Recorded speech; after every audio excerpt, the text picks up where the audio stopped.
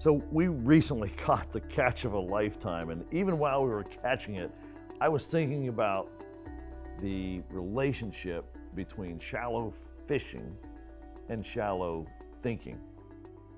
The catch of a lifetime, a 400-pound Atlantic swordfish. We didn't catch that fish in shallow water, not 5 feet, not 10 feet, not 100 feet, or even 1,000 feet. We caught that fish in 1,700 feet of water. Little tadpoles, they're caught in shallow mud puddles. Decent sized bass, well, in another depth, right? But giant prize catches are caught in deep waters.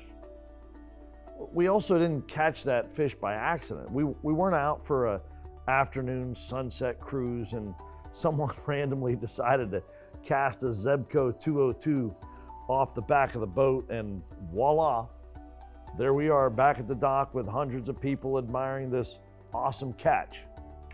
No, every piece of tackle was carefully chosen.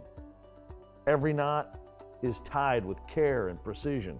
Every bait is carefully chosen and tied in such a way and double checked so it doesn't come apart from the stress of fishing that deep.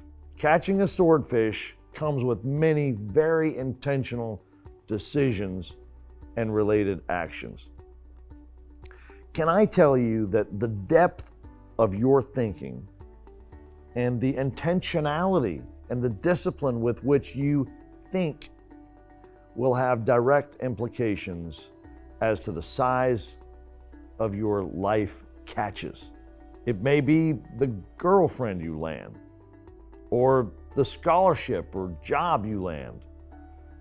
You know, I'm disturbed at times with the shallow answers to some of life's basic questions. When I ask young people and older people alike at times, think, people, think, and think deep, think intentionally, and expect to land some of life's most valuable catches.